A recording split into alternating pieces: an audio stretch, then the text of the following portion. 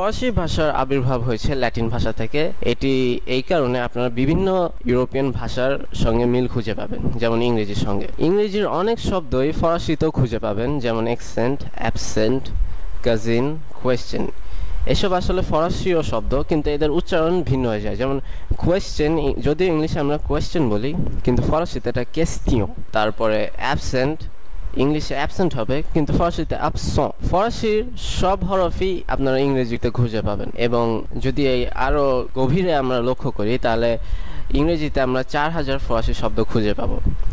ফরাসি ভাষা পৃথিবীর বিভিন্ন দেশে ব্যবহৃত হয়ে আসছে। ফরাসি ভাষা কানাডার দ্বিতীয় ভাষা। ফরাসি ফ্রান্সে যেমন ব্যবহার হচ্ছে, সেরকম সুইজারল্যান্ডে হচ্ছে এবং বেলজিয়ামেও হচ্ছে। বিভিন্ন আরব দেশেও ফরাসি ভাষার প্রচলন আছে এবং জাতিসংঘ এটিকে তাদের দ্বিতীয় ভাষা হিসেবে মর্যাদা দিয়েছে।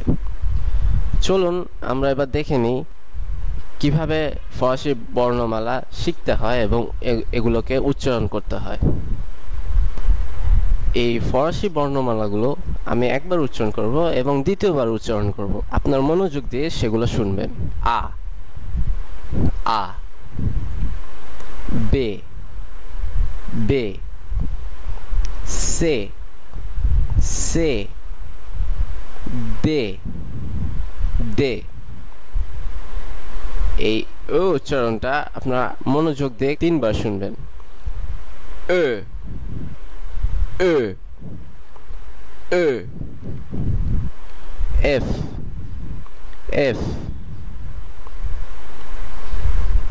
জে, জে, আশ, আশ, ই, ই, জি, জি, কা, কা, এল, এল, এম, এম, এন, এন, ও, ও।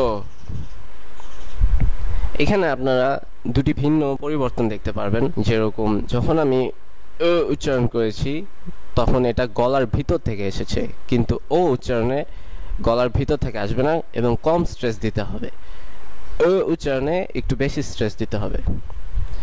এরপরেরগুলো দেখা যাক। পে, পে, কে, কে। এই কেটা গলার ভিতর থেকে উচ্চারণ করতে হবে। কে, এখ, এখ, এখ। আপনারা নিশ্চয়ই লক্ষ্য করেছেন আমি এটা 3 বার উচ্চারণ করেছি, কারণ ফরাসি ভাষার মধ্যে এই এখটাই সবচেয়ে কঠিন বলে বিবেচিত হয়। আমি এটি আরেকবার উচ্চারণ করছি। এখ, এস, এস, তে, তে, উ, উ, ভে, ভে। এই ও উচ্চারণটা হালকাভাবে কম স্ট্রেস দিয়ে উচ্চারণ করতে হবে। আমি এটা আরেকবার উচ্চারণ করছি। উ। আপনারা নিশ্চয়ই এটার পার্থক্য বুঝতে পারছেন। উ এটা একটু স্ট্রেস দিতে হবে, এটাতে কম স্ট্রেস দিতে হবে। অন্যগুলা দেখা যাক। ডুব্লভে, ডুব্লভে, ইক্স, ইক্স, ইগ্রেক, ইগ্রেক,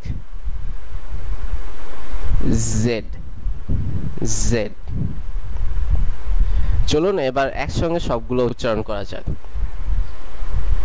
আ, বে, সে, দে, ও, এফ, জে, আশ, ই, জি, কা, এল, এম, এন, ও, পে, কে, এখ, এস, তে, ও, ভে, ডব্লিউ, এক্স, জেড। চলুন আমরা এবার ফোনেটিক্সের মাধ্যমে ফরাসি বর্ণমালাগুলোর ব্যবহার শিখি এবং তাদের অর্থ শিখি। তার পাশাপাশি আমরা দেখব কিভাবে বাংলার সাহায্যে উচ্চারণ করতে হয়। আগেরবারের মতনই আমি প্রতিটি শব্দ দুবার করে উচ্চারণ করব এবং তাদের অর্থগুলো বলবো। অ্যাক্টিভ, অ্যাক্টিভ যার অর্থ সক্রিয় এবং এর বাংলার কাছাকাছি উচ্চারণ অ্যাক্টিভ। দ্বিতীয় শব্দতে যাওয়ার আগে একটি গুরুত্বপূর্ণ কথা বলে নেওয়া দরকার যে অনেক সময় ফরাসির শেষের বর্ণটি উচ্চারণ করা হয় না, আবার অনেক সময় করা হয়। যেমন এই ক্ষেত্রে এটির উচ্চারণ হবে বকু, বকু যার অর্থ অনেক। আপনারা বাংলাতেও দেখতে পাচ্ছেন এটির উচ্চারণ হবে বকু।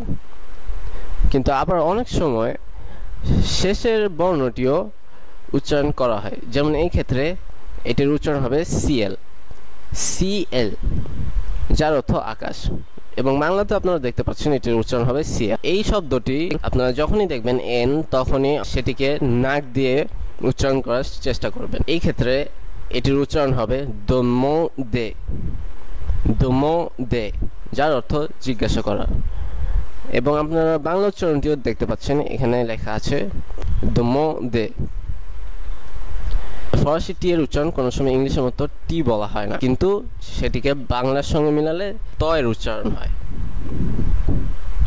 যেমন এই ক্ষেত্রে টেট, টেট যার অর্থ মাথা, এবং আপনারা বাংলাতেও দেখতে পাচ্ছেন এটির উচ্চারণ হবে তেত।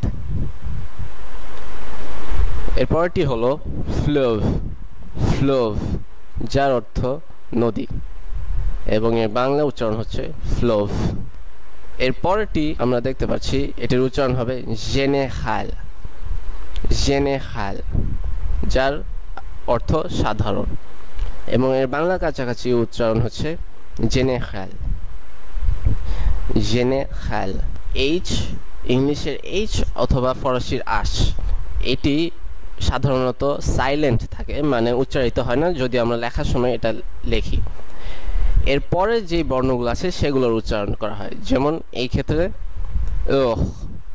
আপনারা যদি আরেকবার ভালো করে শুনেন এটির উচ্চারণ হবে ওহ, তার মানে এটির উচ্চারণ ও থেকে শুরু হচ্ছে এবং আশটা সাইলেন্ট আছে। ওহ এর অর্থ হচ্ছে ঘন্টা অথবা আওয়ার ইংলিশে।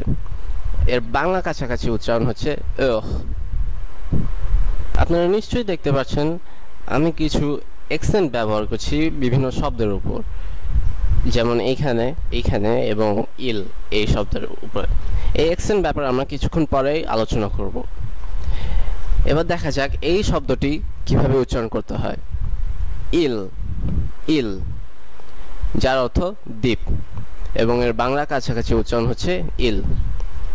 এরপরটি হলো জলি, জলি এটি প্রায় ইংলিশের মতনই, এর অর্থ হলো খুশি, যার বাংলা কাছাকাছি উচ্চারণ জলি। এরপরের শব্দটি হলো কিডন্যাপর, কিডন্যাপর, কিডন্যাপর যার অর্থ অপহরণকারী। আপনি নিশ্চয়ই লক্ষ্য করেছেন আমি এটি 3 বার উচ্চারণ করেছি, কারণ শেষের একটি উচ্চারণ করা গুরুত্বপূর্ণ। আমি এটি আরেকবার উচ্চারণ করছি, কিডন্যাপর। এর বাংলা কাছাকাছি উচ্চারণ কিডন্যাপর। এরপরের শব্দটি আপনারা দেখতে পাচ্ছেন এখানে এর উচ্চারণ আছে। এই শব্দটির উচ্চারণ হবে লিভ্র, লিভ্র। আপনারা নিশ্চয়ই খেয়াল করছেন যে শেষের উচ্চারণ হচ্ছে না। আমি এটি আরেকবার উচ্চারণ করে দেখাচ্ছি, লিভ্র যার অর্থ মুক্ত এবং এর বাংলা কাছাকাছি উচ্চারণ লিভ্র। আপনাদের মনে রাখতে হবে এর উচ্চারণ গলা থেকে আসতে হবে। এরপরের শব্দটি হলো মের, মের, মের যার অর্থ মাতা এবং এর বাংলা কাছাকাছি উচ্চারণ মের।